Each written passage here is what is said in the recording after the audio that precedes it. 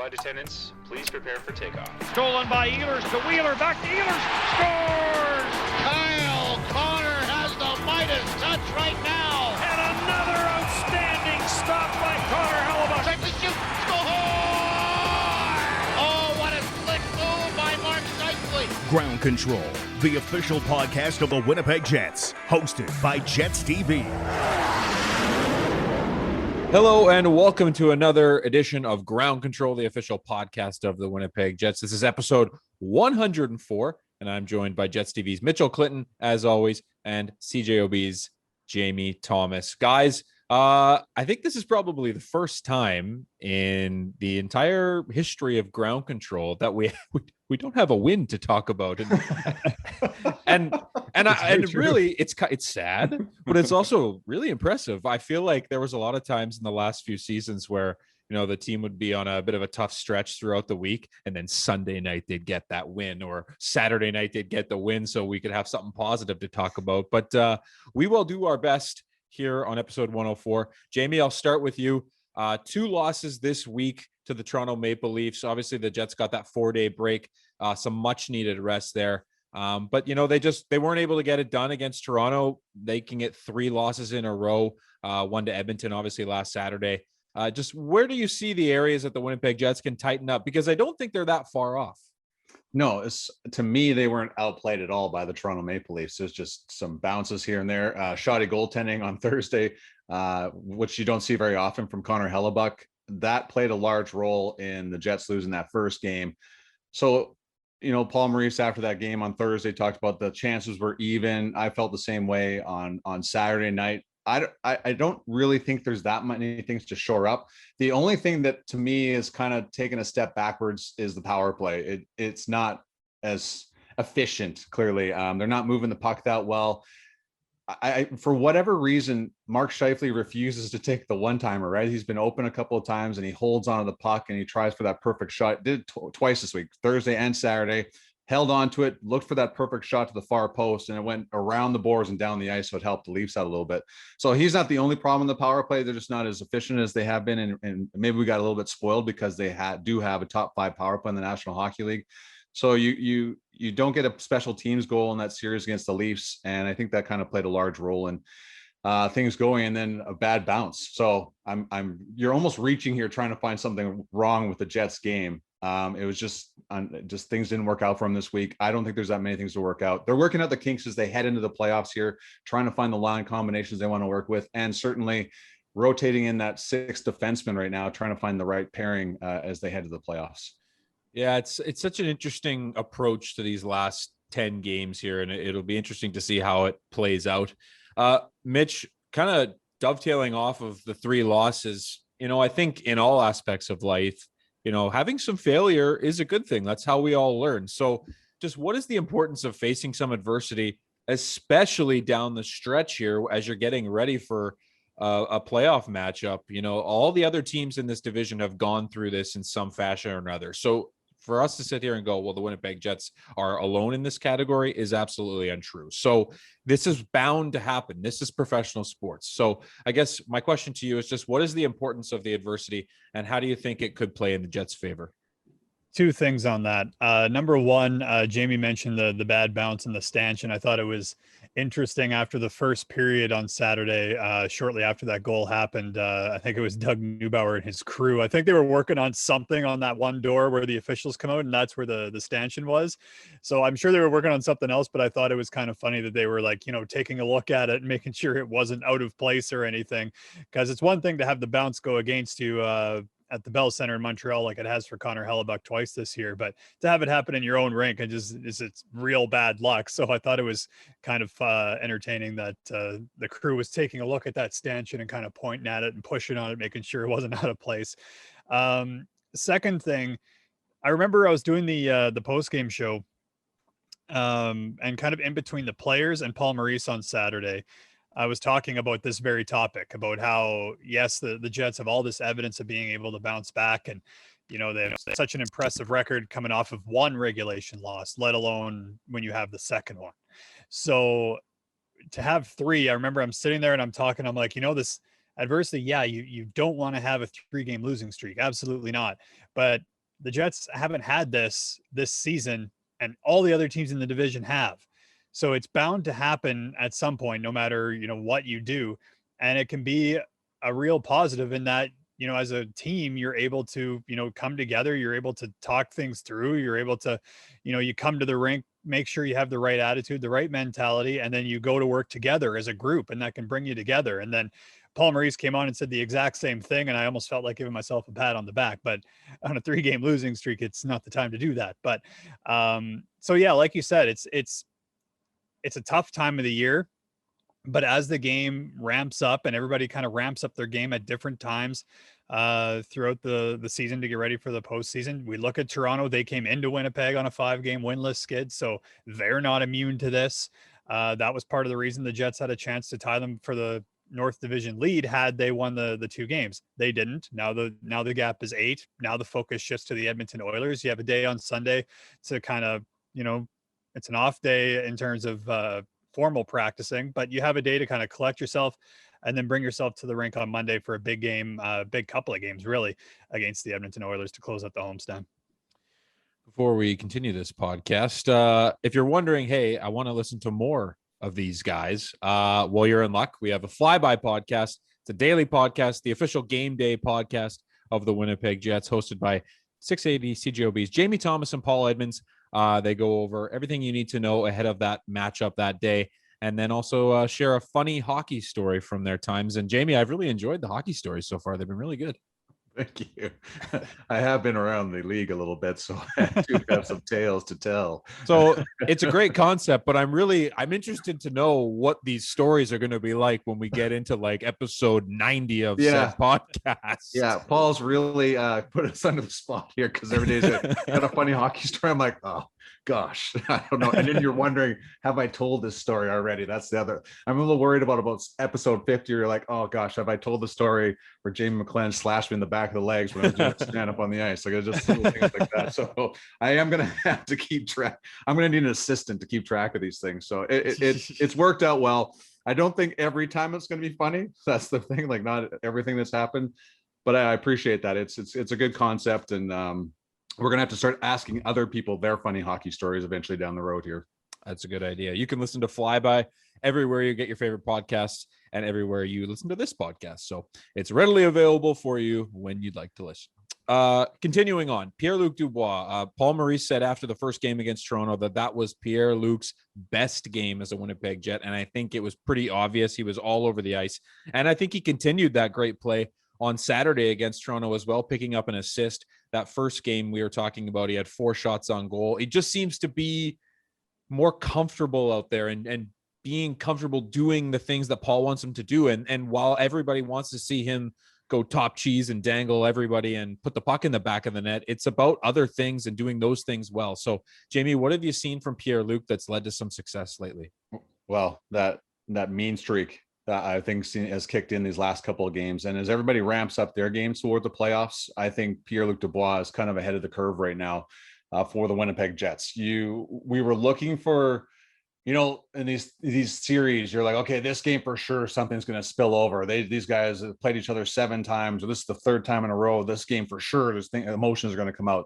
We saw the emotions come out from Pierre-Luc Dubois in the game on Thursday, and then he brought it again to another level on Saturday against the Leafs. You saw him yelling back and forth with Wayne Simmons on the bench, and we've been waiting for this. It's been, like the North Division rivalries have not built the way I think the NHL was hoping for, and this is nothing. And Paul Maurice has mentioned many times, these games are nothing compared to the Central Division matchups that they've had with Nashville and Dallas and even St. Louis. So now to see that on Saturday night heat up like that, now you're like, okay, the playoffs are coming.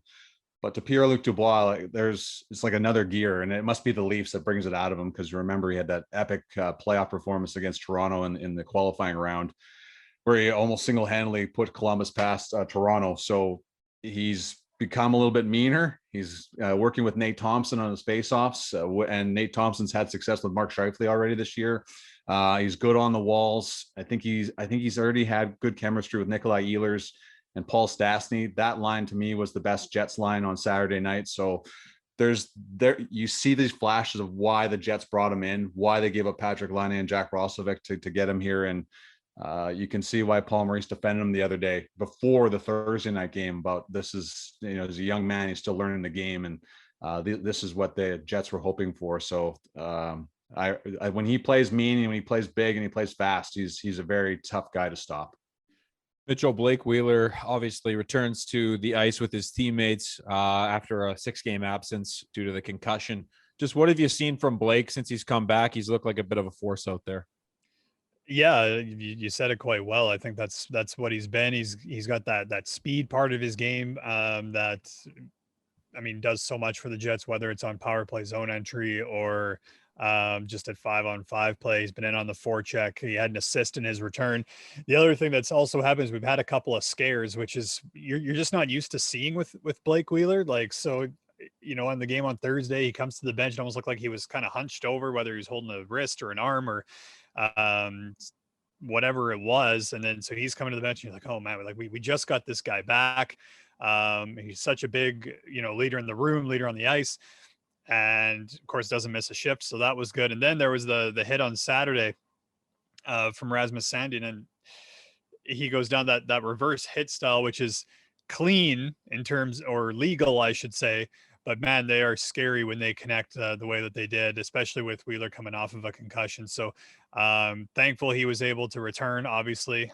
So it's just odd to see, the kind of string of luck that Blake Wheeler's having, but thankfully, he's been able to return each and every time. And obviously having him in the lineup is just another highly skilled forward that the Winnipeg Jets can have in their arsenal against these, teams in the North Division that can put up some points and put up some numbers. And Wheeler's capable of handling his own in the defensive zone and also in the offensive zone. You put him back with Kyle Connor and Mark Scheifele, and those guys have some chemistry. I think they'll all want to take their game to another level as things continue to ramp up toward the postseason. But that's a group that, was a big factor in beating the Nashville Predators a few years ago. They're hoping to kind of recapture that as we go here. Before we slide into our guest chat with Eric Comrie, who collected his 85th victory for the Manitoba Moose, setting a franchise record, let's talk about Wasak night. The night obviously kicked off with the Winnipeg Jets wearing those awesome indigenized jerseys, the great logo that they have there. Wasak stands for the Winnipeg Aboriginal Sport Achievement Center, and they work to connect Indigenous youth with sports and cultural activities and make it more accessible for them. True North donated $62,574 towards the cause as they continue to build those relationships. And if you love those jerseys, which I don't know how you couldn't, and you want to get your hands on one, they are available for auction. That starts on Thursday, April 29th, and it closes on Sunday, May 8th. And you can head over to auctions.nhl.com. I'm sure you'll be able to find those links on our social media when that auction goes live. So that goes Thursday, April 29th. Those go up and then they expire on May 9th. So get them while they're hot, folks. All right, let's go into that chat with Eric Comrie. Hi, this is Tucker Pullman, and you're listening to Ground Control, the official podcast of the Winnipeg Jets. Eric, welcome to the Ground Control podcast. This is your second appearance on the podcast, but this time around, obviously, really great circumstances. You picked up win number 85 for the Manitoba Moose, making you the franchise leader in wins, passing Corey Schneider. I'm sure you're still processing this, but just how do you put into words what this accomplishment means to you? It means a lot to me. It's really special. I mean, this is a place I've really felt like it was my home. I feel like it's family here, and it meant a lot to me to be able to play here for a long time and to have my name in the record books is pretty special to myself. And I know to my family as well. They were all texting me and all really happy for me. And it was just actually one of the most fun things was be able to text a bunch of old teammates I played with last year and just go through some of the memories and just have some fun talking to them. And that's one of the most special things, just be able to share that moment with a lot of great people that have come through this organization. Has Corey Schneider reached out at all, or do you know him at all? I do not know him. I've heard nothing but unbelievable things about him. I hear he's one of the greatest human beings that's ever come in this organization. I hear he's just a top class human being, extremely hardworking guy. I know Rick St.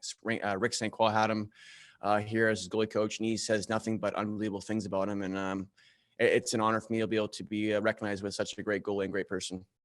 To set that record with obviously a 3-0 shutout victory, you're 10th in the AHL, that puts you third on that list for the Manitoba Moose. Is that just sort of a cherry on top?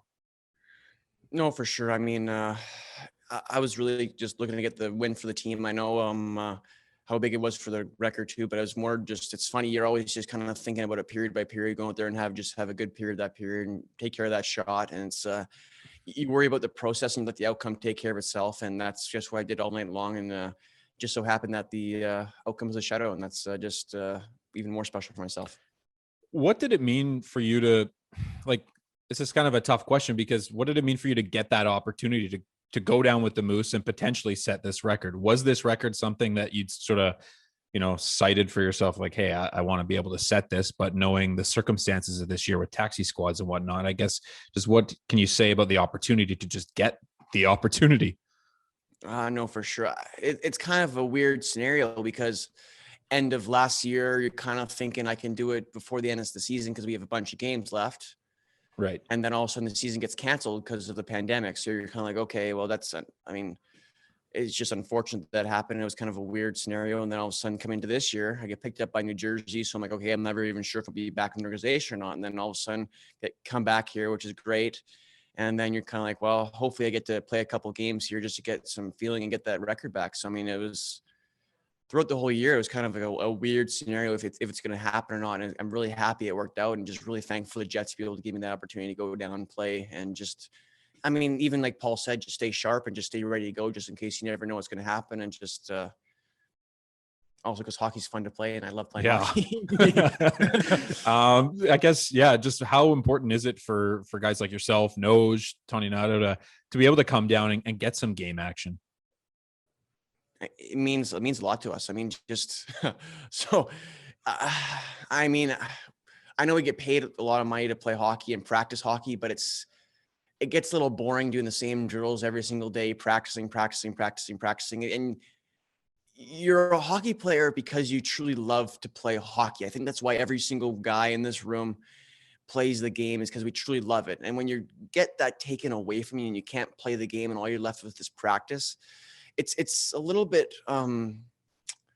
It's hard to describe. It's almost like it's hard to it's almost like a letdown of emotion because you're not getting that high every single time for playing a game. So to be able to come down here and just come down and get that experience to play again and just have fun and just enjoy and get that high of adrenaline rush again. It's great for us, and it's what we needed. So with all of that in mind, like you mentioned, you spent a good chunk of your season on the taxi squad. How do you guys keep that positivity up? Because I mean, just as someone who's on the road with you guys, I watch the way you guys are interacting with one another and practicing. Lots of smiles, lots of upbeat attitudes. How do you keep that positivity when, like you said, it's tough?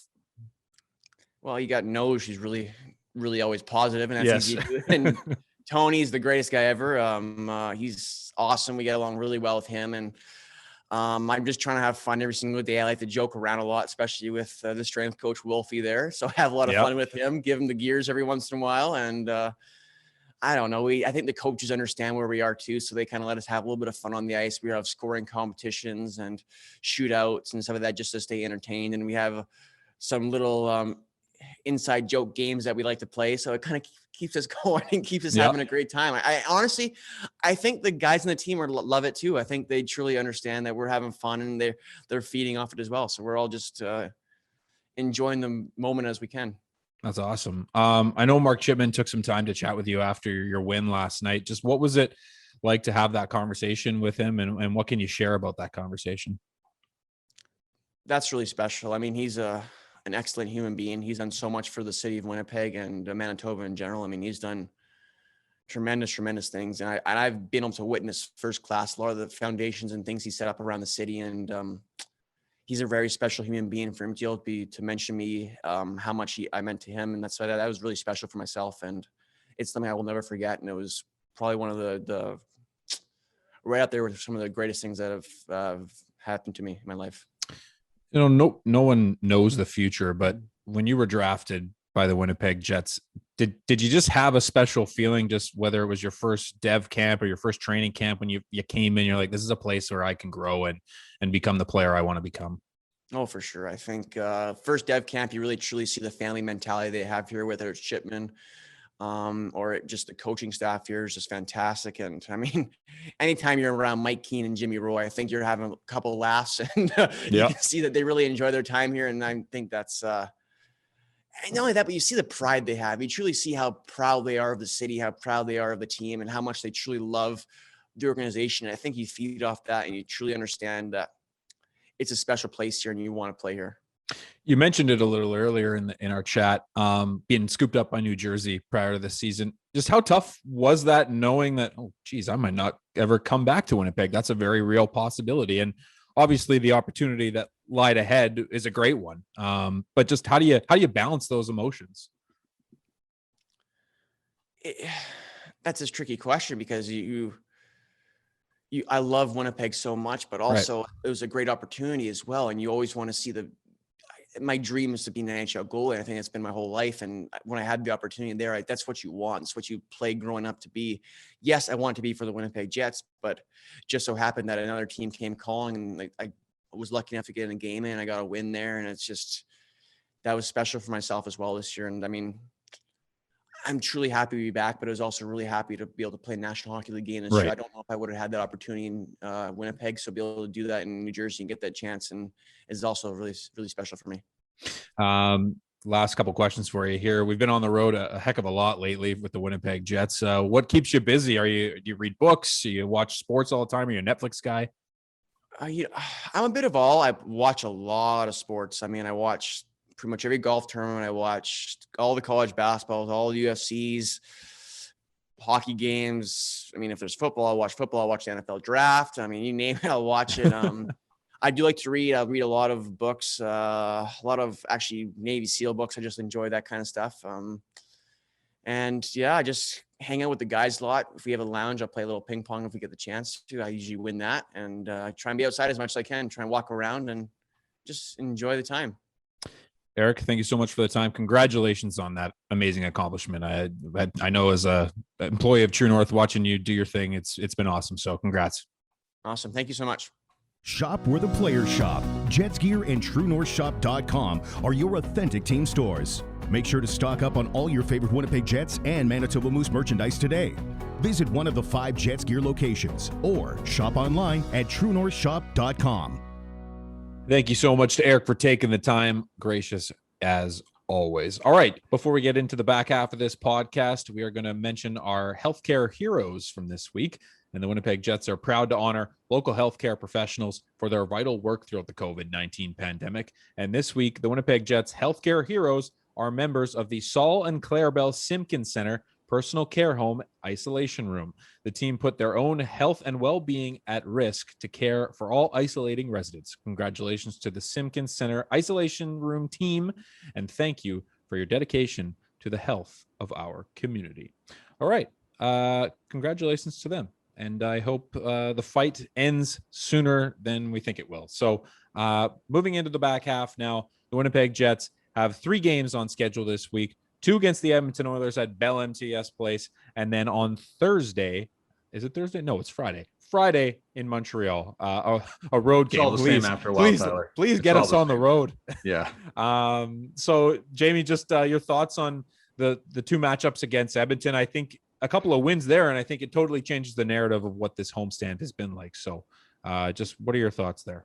Yeah, you hope, right? It's just now you have Edmonton and Montreal this week. You're 2-5 against Edmonton, or Edmonton's 5-2 against you. You're 5-2 against Montreal.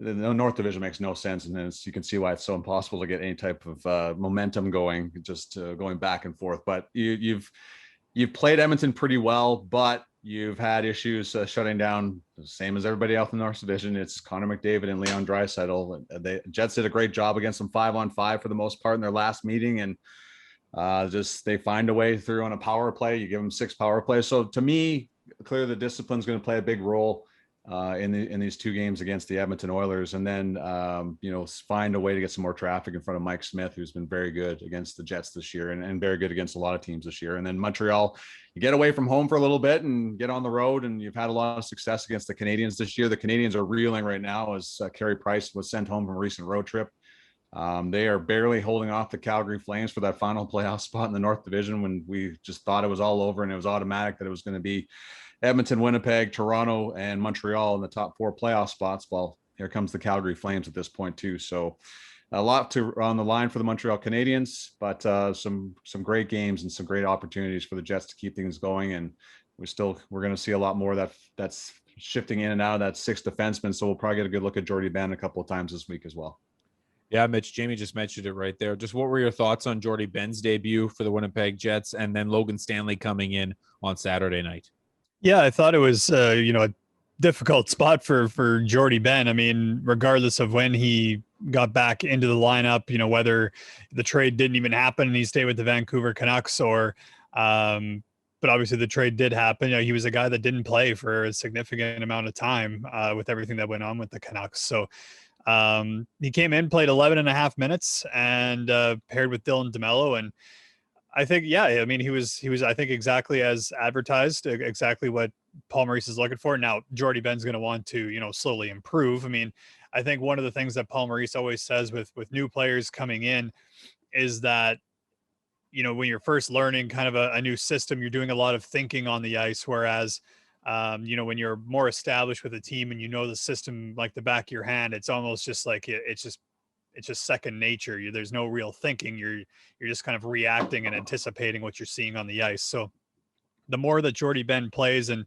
Jamie and you, Tyler, both talked about that 5-6 pairing and that platoon that we're probably going to see over the next little bit, I think we'll continue to see Jordie Benn get more and more comfortable. Logan Stanley just kind of continues to have a real strong season for the Jets. And it's interesting. Paul Maurice kind of mentioning before the game on Saturday that, just because he's 6'7", doesn't necessarily guarantee, physicality on the ice. Neil Pionk is one of the most physical Jets defensemen, and he's nowhere near 6'7", but doesn't give two thoughts to throwing his body around, as we've seen numerous times throughout the season. That being said, Logan Stanley is a guy that can get physical, and some pushing and shoving between him and Wayne Simmons on Saturday. He's not a guy that's afraid to mix it up. So I think they bring kind of, in that way, some kind of a similar element. It seems, at least in one game anyways, that Jordie Benn has played with the Jets, that Logan Stanley seems to shoot a lot more pucks.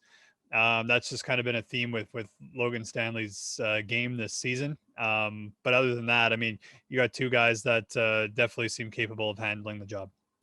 Speaking of a lot of pushing and shoving, there was some serious battles going on between Nikolai Ehlers and Joe Thornton. Yes. And fun fact, so if for those that don't know, the Toronto Maple Leafs this season are being followed around by the Amazon All or Nothing crew. They're basically a behind-the-scenes sports all-access show. And I guess Joe Thornton was mic'd up last night. So I am looking forward to that episode. Yeah, and who knows if even some of that stuff is fit for the streaming services and whatnot. But so keep an eye out on that. I don't know when it comes out. I'm assuming it'll come out sometime next year. Or don't worry, the media will let us know. Oh, right. Yes. The Toronto media. All right. Before we wrap things up, a special shout out to Cole Perfetti and the rest of the Manitoba Moose. They're on a 5-game win streak right now. Cole Perfetti had a goal and 2 assists on Saturday night. He's got 11 points in his last 5 games. The kid is cruising. He's barely 19 years old. So shout out to him and the rest of the crew down at the Manitoba Moose for all the great work that they're doing right now. That's all for us. On behalf of myself, Jamie Thomas, Mitchell Clinton, and Eric Comrie, thank you so much for listening to Ground Control. We'll see you next week. This has been Ground Control, the official podcast of the Winnipeg Jets, hosted by Jets TV. For Jets news, videos, and more, head to winnipegjets.com.